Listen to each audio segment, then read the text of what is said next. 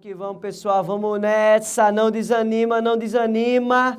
Então, vamos continuar nosso estudo aqui sobre a hierarquia dos tratados e convenções internacionais de direitos humanos.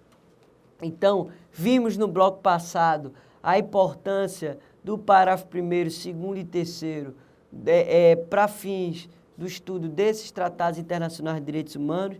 Destacamos aqui a desnecessidade do parágrafo 3º, que surgiu com a Emenda Constitucional 45 de 2004, por ser assim um retrocesso, por trazer um rigor formal maior para considerar um tratado internacional e uma Convenção Internacional de Direitos Humanos com status de emenda à Constituição, de status de norma constitucional, mas enfim, é isso que a gente tem para hoje, é o que a gente tem que trabalhar, não é? Então, ó, aí a gente trouxe para vocês, pessoal, um esquemazinho de qual vai ser o status dos tratados internacionais de acordo com cada momento. Vimos no bloco passado que se o tratado internacional ou a Convenção Internacional de Direitos Humanos foi incorporado pelo crivo do parágrafo 3º, artigo 5º da Constituição, ou seja, em cada casa do Congresso, 2 turnos por 3/5, em cada casa do Congresso, 2 turnos por 3/5 dos votos. Se ele foi incorporado por esse rigor específico, ele vai ter status de emenda à Constituição. Ok, tudo bem. Mas vimos também que a maioria dos tratados internacionais de direitos humanos somente foi ratificado após a Constituição Federal de 88. E qual é o grande detalhe? A maioria também dos tratados internacionais e as convenções internacionais de direitos humanos foram ratificadas antes de 2004. Veja que coisa interessante. Então, a gente tem um vácuo aí entre a promulgação da Constituição Federal de 88 e a previsão de 2004 desse rigor específico do parágrafo 3º, os tratados internacionais de direitos humanos que foram ratificados pelo Estado brasileiro, qual é o status desse tratado? Qual é o peso desses tratados? Ele não foi ratificado pelo rigor específico do parágrafo 3º do artigo 5º, até porque nem havia essa previsão constitucional. Foi uma emenda à Constituição que surgiu posteriormente. Então, qual é o status? Se ele não pode ter status de emenda à Constituição, porque ele não foi incorporado, não foi ratificado por esse rigor de cada casa do Congresso 2 turnos 3/5, porque nem existia esse rigor. Então, qual é o status desse tratado internacional? O STF enfrentou essa questão no recurso extraordinário 466-343. Recurso extraordinário 466-343. Quem for fazer prova de procurador do Trabalho, Ministério Público do Trabalho, Ministério Público Estadual ou Federal, for fazer prova de juiz, for fazer prova de auditor fiscal do trabalho, for fazer prova que caia um assunto mais profundo, é importantíssimo você ler essa decisão do STF. Recurso extraordinário 466-343. Importante não somente na área de direitos humanos, viu? Importante também para a disciplina de direito constitucional, porque a gente vai ver aqui qual a repercussão que dá. Então, pois bem, o STF, nessa oportunidade, ele enfrentou a questão da prisão civil do depositário infiel. Porque é o seguinte, o nosso ordenamento jurídico interno, na nossa Constituição Federal, a previsão no artigo 5º, inciso 51, deixa eu só confirmar se é o 51, deixa eu só confirmar aqui se é o 51, não, é o inciso 67, Então, a nossa Constituição Federal, no artigo 5º, inciso 67, ele traz a previsão de duas possibilidades da prisão civil. ele traz a possibilidade da prisão civil do devedor de alimentos e traz a possibilidade da prisão civil do depositário infiel. O que danado é depositário infiel, Alexandre? Vou dar um exemplo aqui para vocês. Quem é que já financiou um carro, uma moto, um navio, uma casa, sei lá, uma casa não, tem que ser bem móvel, um iate, né? Eu sei que muitos de vocês já financiaram um iate, um jet ski, sei que todo mundo aí está bem de vida, né? Então, quem já financiou um carro pelo CDC, por exemplo, viu que no documento do carro ou da moto, quando a gente financia, está lá a previsão em alienação fiduciária ao banco tal, né? E aquela previsão só sai do seu documento, do seu CRLV, só sai quando você quita com o banco financiador. Porque é o seguinte, quando você compra um carro e financia esse carro, você está na posse do carro, você não está na propriedade do carro. Porque esse carro, ele é de propriedade do banco e que financiou para você e fez uma alienação fiduciária para você e você só se torna proprietário quando você quita todas as parcelas. Então, você se torna o depositário fiel daquele bem. Então, enquanto você vai pagando as parcelas, você é depositário fiel. Se você parar de pagar as parcelas, você tem que devolver aquele bem, porque você não é o proprietário, você é o depositário fiel daquele bem. Então, o que é que acontece? Muitas vezes, por uma questão de economia nacional, de problemas econômicos nacional ou até internacional, né? Muitas pessoas entram em dificuldade econômica e não conseguem honrar os compromissos que realizou com o financiamento.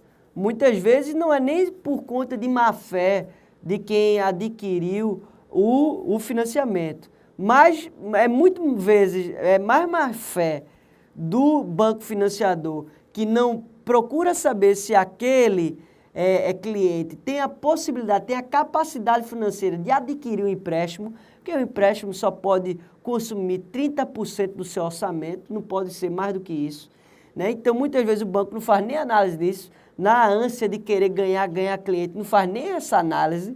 Então, muitas vezes, não é nem tanta má fé, é um pouco até de ingenuidade, falta de planejamento financeiro das famílias, né? Então, aí você não cumpre com o orçamento, não paga o carro, e aí é negativado e tudo mais, e aí muitas vezes tem algumas pessoas que pegavam o carro e vendiam para outra pessoa. Ao invés de devolver o carro para sanar a dívida e abater e tal, vendia o carro. Aí essa venda já é de má fé, né? Aí pegava e vendia o carro. Aí o que é que as instituições financeiras faziam? Entrava com uma ação criminal, uma ação civil, buscando a prisão civil dele, tendo em vista que ele era um depositário infiel. E que está lá regulamentado isso pelo nosso Código Civil, no artigo 652. Então, esse caso, essas situações, bombaram no nosso judiciário por muito e muito tempo. Até hoje isso cai no nosso judiciário.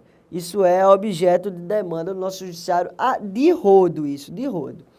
Então, eu tenho que até que me levantar, porque a nossa querida cameraman Karina, ela fala que quando eu falo eu fico escorregando assim, eu não tenho que me levantar. Tá bom, cara, vamos levantar. Certo? Tem que me policiar. Então, o que é que acontece? Esses processos foram levados à instância de rodo do judiciário. E esse caso acabou batendo no STF, porque várias prisões foram pedidas e os advogados de defesa desses clientes que venderam carro alegavam que o Pacto de São José da Costa Rica, a Convenção Americana de Direitos Humanos, que o Estado brasileiro ratificou em 1992, não previa essa hipótese da prisão civil do depositário fiel. Pelo contrário, quando ele falou da prisão civil, só possibilitou a prisão civil do devedor de alimentos. E como o Estado brasileiro ratificou esse instrumento e ele incorporou no nosso ordenamento jurídico, ele teria alterado, ele teria modificado o nosso Código Civil. Ele teria, até porque, como se trata de uma norma de direitos e garantias fundamentais, teria então um peso maior do que o nosso Código Civil. O STF se deparou sobre esse aspecto e realmente considerou que o Pacto de São José da Costa Rica e os Tratados Internacionais de Direitos Humanos, por incorporar ao patrimônio pessoal dos indivíduos dignidade humana, valor esse básico do nosso Estado democrático de direito. Então, por conta dessa relevância e de que o nosso ordenamento jurídico se orienta pela preservação da dignidade do ser humano, como diz no artigo 1º da nossa Constituição Federal, então, o STF deu o peso, o status de norma supralegal, ao Tratado e à Convenção Internacional de Direitos Humanos.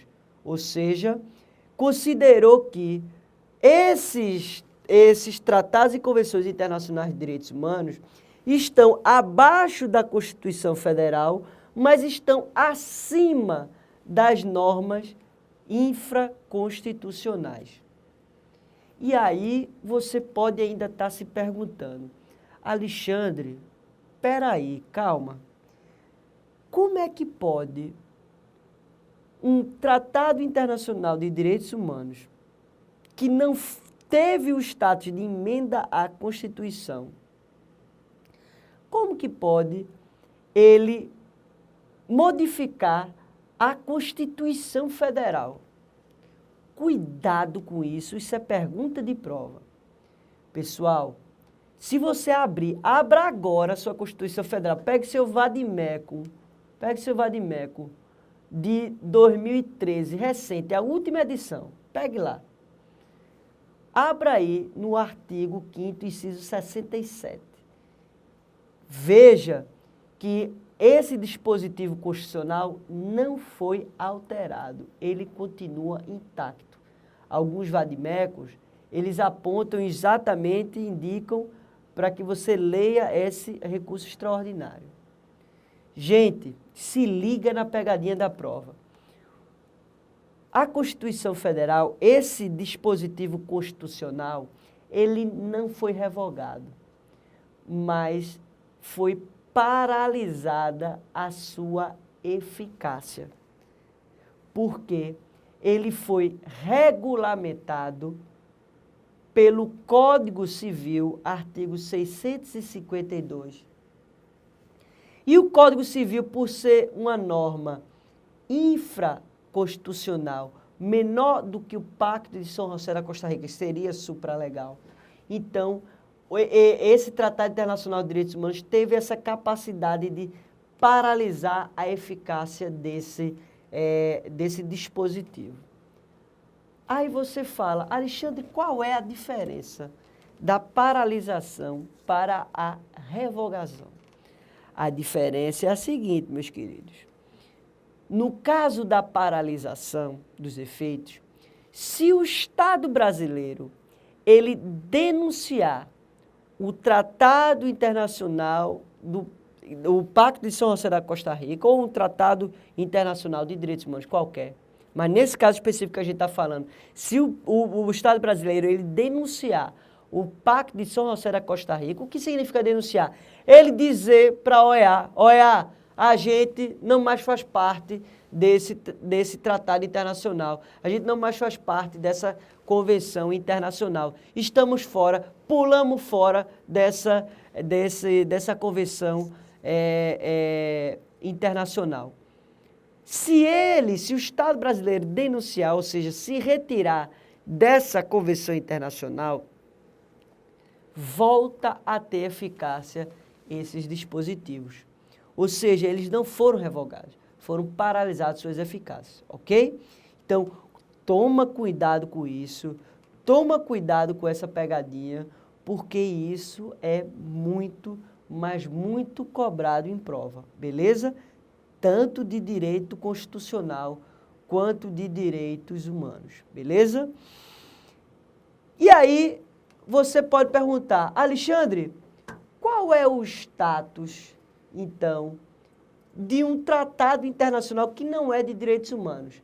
Você está dizendo que o tratado ou a Convenção Internacional de Direitos Humanos, que foi incorporado pelo parágrafo 3º, pelo crivo do parágrafo 3º do artigo 5º, ou seja, em cada casa do Congresso em 2 turnos por 3/5 dos votos, ele vai ter status de emenda à Constituição. Ok, entendi. Você diz que esse Tratado Internacional de Direitos Humanos, se ele não passar por esse crivo específico, ele vai ter status de norma supralegal. Ok, entendi.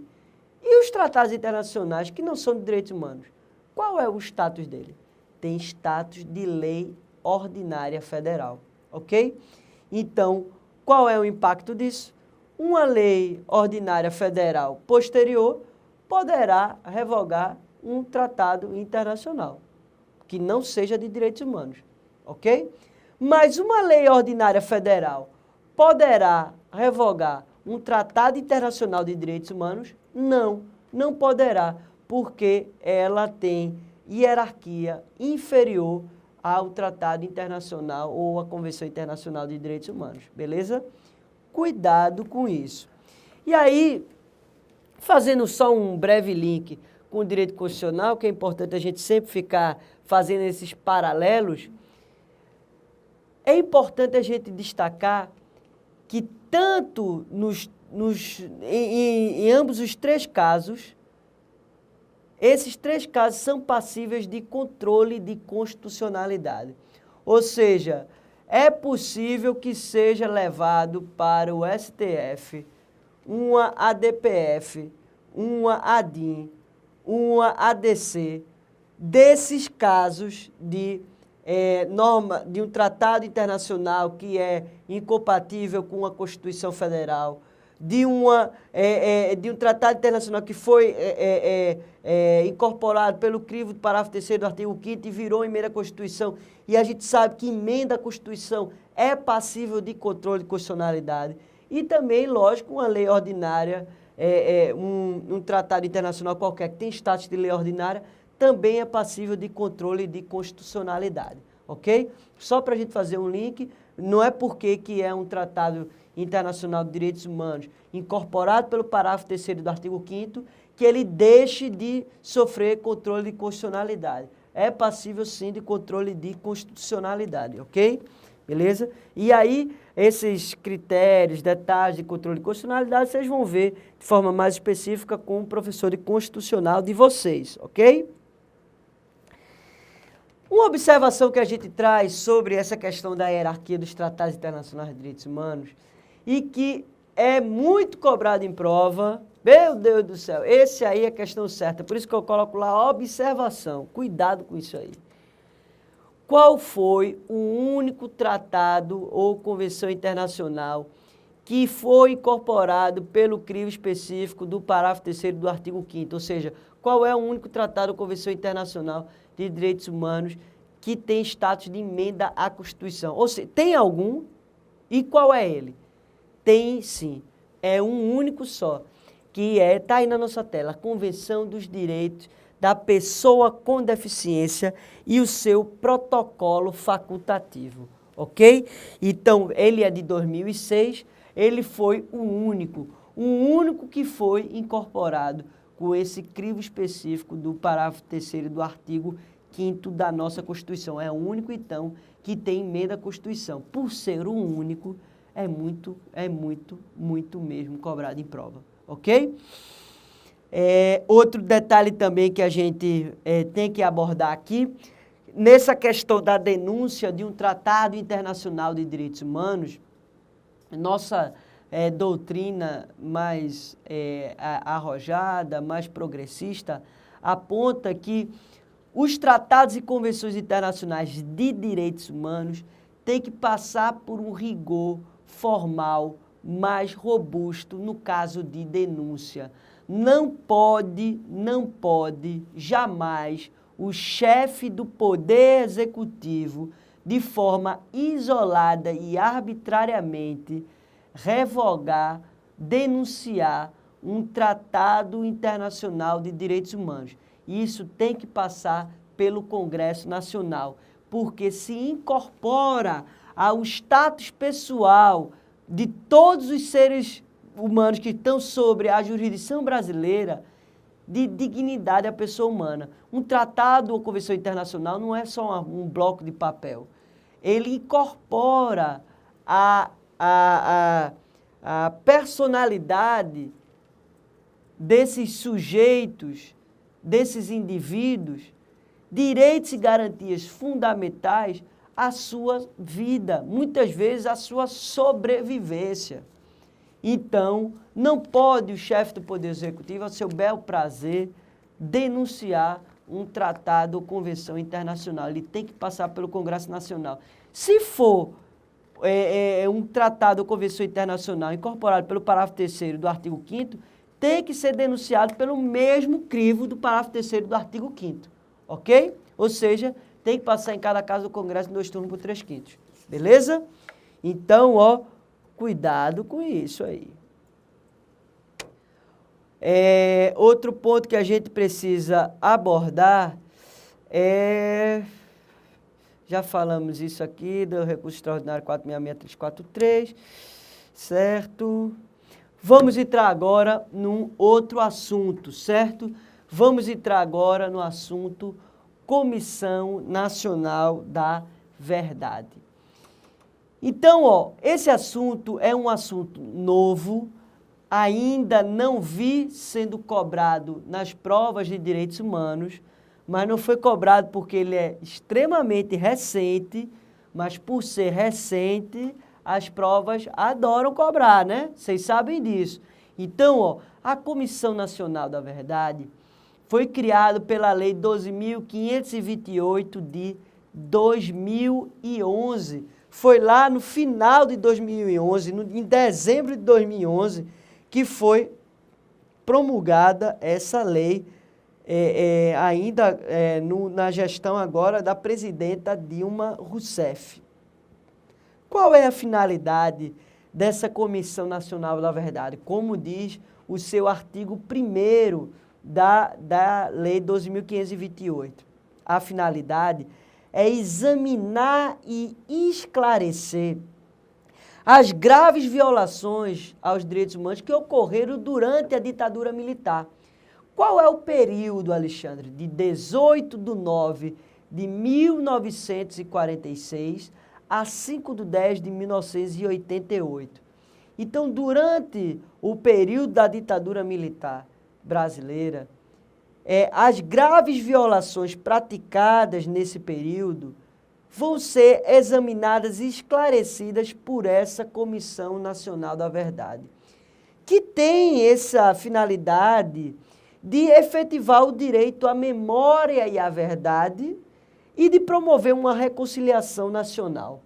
Então, a ideia é revisitar casos que foram apontados pela ditadura militar como sendo de desaparecido político, como sendo caso de enforcamento e não era o caso, como, por exemplo, do Vladimir Herzog, que a Comissão Nacional do jornalista Vladimir Herzog, né, que a Comissão Nacional da Verdade conseguiu provar e modificou o atestado de óbito do jornalista Vladimir Herzog e entregou aos familiares dele, apontando que ele não foi, ele não se suicidou, mas sim foi enforcado lá na sede do DOI-CODE, ok?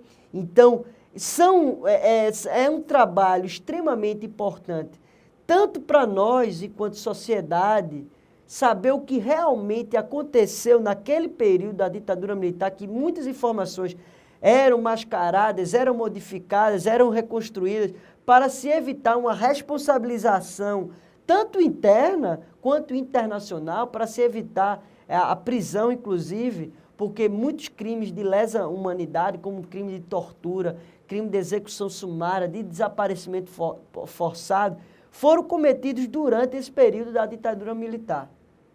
Então, a ideia é a partir de jogar luz sobre esses fatos e esclarecer o que realmente aconteceu, a partir do estudo e análise de diversos documentos que foram considerados sigilosos durante a ditadura militar, documentos das Forças Armadas que faziam investigação sobre esses militantes que eram contrários ao regime ditatorial. Então, a partir da análise dessa documentação, é que essa Comissão Nacional da Verdade vai produzir um relatório. Esse relatório ele vai elaborar ao final dos 2 anos da sua existência, e esse relatório vai conter todos os documentos que foram analisados, audiências que foram realizadas, as oitivas, e apresentar os esclarecimentos que a sociedade tanto clama, as famílias das vítimas tanto clamam. Então, a importância dessa Comissão Nacional da Verdade, ela é não só para o estudo dos nossos direitos humanos e para a nossa prova que isso cai, mas é importante para a gente, enquanto ser humano, enquanto cidadão brasileiro, saber o que aconteceu para a gente nunca mais voltar a ter ditadura militar, a ter perseguição, a ter execução sumária, a ter torturas institucionalizadas para fins de manutenção de um regime político. Isso é dos absurdos que possa acontecer numa sociedade e que infelizmente aconteceu não só no Brasil, mas em toda a América Latina, e que a gente sabe que foi financiada pelos Estados Unidos da América para se manter um distanciamento da filosofia comunista, né? Porque a época da nossa ditadura militar, o mundo estava vivendo o período da Guerra Fria. E nesse período da Guerra Fria havia uma bipolaridade ideológica. Nessa bipolaridade ideológica, ou você era pró-capitalismo ou você era pró-socialismo, comunismo. Não existia meio termo. Ou então, ou você estava do lado dos Estados Unidos ou da União Soviética. E por o Brasil e a América Latina estar territorialmente próximo aos Estados Unidos, e os Estados Unidos com temor de ter um ataque no seu território local, então ele patrocinou na América Latina como um todo essa ditadura militar para se manter distante das mentes dos brasileiros a teoria do comunismo, do socialismo, enfim. Então, por conta da ideia de se manter um regime político, para se manter um regime político, se cometeu torturas, execuções sumárias, arbitrais, arrestos judiciais, se cometeu desaparecimento forçado. Olha, os relatos que a gente ouve nos vários dossiês da ditadura que existem por aí, que vocês podem consultar em bibliotecas públicas, são tristes os casos das mulheres que foram estupradas na frente dos maridos, dos familiares, só porque eles eram considerados comunistas e contra o regime militar. Então, havia choque nas genitálias, enfim, assim, situações extremamente graves que a gente não pode jamais voltar a ter em nosso Estado brasileiro. Então, é essa a finalidade da Comissão Nacional da Verdade. A composição dela é pluralista, então são são 7 membros que são de uma idoneidade moral e que eles representam vários segmentos da nossa sociedade. Para fechar esse bloco, a gente precisa saber quem pode ser, então, membro da... Quem não pode, na verdade, quem não pode ser membro da Comissão Nacional da Verdade. São 4 sujeitos, 4 tipos de sujeitos que não podem ser membro da Comissão Nacional da Verdade, que está aí na sua tela. Então, primeiro, quem não possuir uma idoneidade e uma conduta ética, ok? Segundo, quem exerça cargo executivo em agremiação partidária, com exceção daqueles de natureza honorária. Terceiro, não tenham condições de atuar com imparcialidade no exercício das suas competências. Ou seja, aquelas pessoas que tinham vínculo direto, seja com as Forças Armadas, ou durante o período da ditadura militar, seja do lado dos militantes esquerdistas que eram contrários ao regime, então, seja de um lado ou de outro, não pode ter essa pessoa que haja com parcialidade. Tem que ser uma pessoa imparcial, mas também que tenha conhecimento dos fatos que ocorreram durante o regime militar. Não pode, então, ser um militante da extrema esquerda que pegou em arma para lutar contra o regime, como também não pode ser um oficial das Forças Armadas que participou de atos de tortura contra esses militantes. Ok? Tem que ser pessoas imparciais, mas que, lógico, que conheça o que aconteceu durante aquele período. Por fim, não pode também ser pessoas que estejam no exercício de cargo em comissão ou função de confiança em qualquer esfera do poder. Ok? Então, no próximo bloco, a gente dá continuidade ao estudo sobre a Comissão Nacional da Verdade, falando sobre essas principais atribuições e outros detalhes importantes para a gente, ok? Então, até a próxima.